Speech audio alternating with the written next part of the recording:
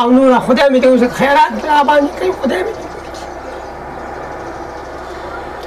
جاړه ما اتا غوندې زوی لري اتا ژوندی دی خدای دې تېر عمر ته سل کاله عمر ته کله چې دنیا ته زه راغلی یم هر وخت له غمو سره ملګری یم هر وخت له غمو سره ملګری یم کله چې دنیا ته زه راغلی یم هر وخت له غمو سره ملګری یم هر وخت له غمو سره ملګری یم چا سره چې ما له زړه دوستي کړله چا سره چې ما له زړه دوستي کړله چا سره چې ما له زړه دوستي کړله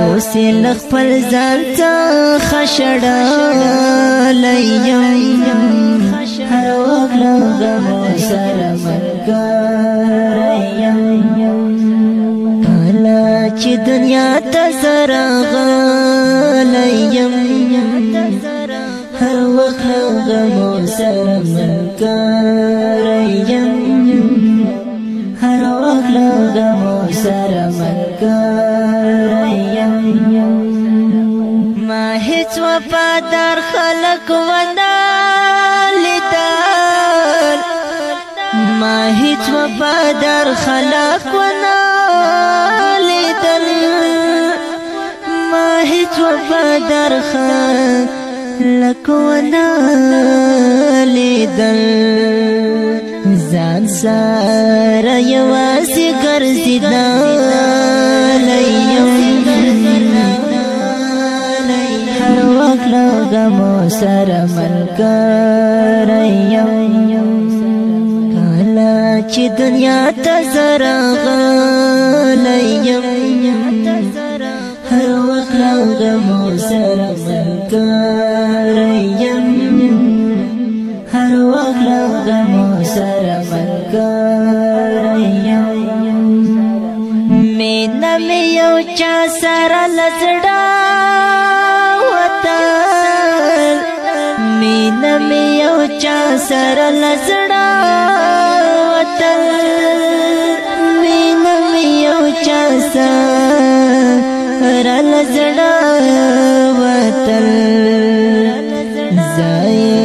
اوس بحد درد والی یم هر وخت له غمو سره ملګری یم هر وخت له غمو سره ملګری یم کله چې دنیا ته زه راغلی یم هر وخت له غمو سره ملګری یم هر وخت له غمو سره ملګری یم چا سره چې ما له زړه دوستي کړله چا سره چې ما له زړه دوستي کړله چا سره چې ما له زړه دوستي سلام علیکم بابا ګلو ندی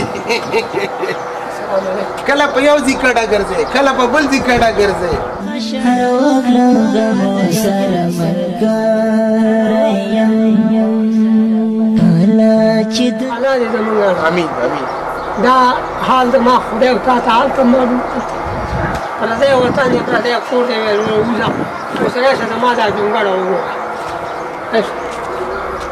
دا کډه دلته راوړله دلته دا زما کور دی دا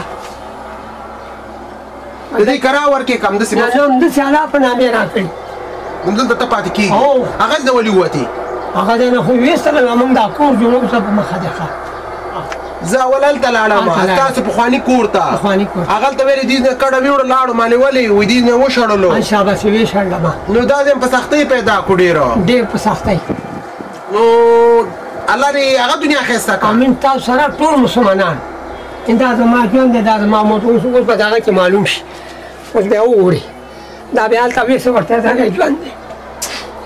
کومې خبره چې ته ځورېږي مالې په دغه د غریبۍ نه د محتاجۍ نه بدن نیستي او نه د مزدورۍ نه د خوارۍ نه دا زما څه وکړم؟ خیرات ټولوی نه شم او نوره خدای مې دې اوس خیرات راباندې کوي، خدای مې جاړه ما اتا غوندې زوی لري، اتا ژوندی دی، خدای دې تېر عمر ته 100 کاله عمر ته چې دنیا ته زه راغلی یم، هر وخت له غمو سره ملګری یم. جاړې به نه، الله دې پکې خیر واچوي. ښه ژړا به نه کې، صحیح ده. وخت کې دې پاکې کا.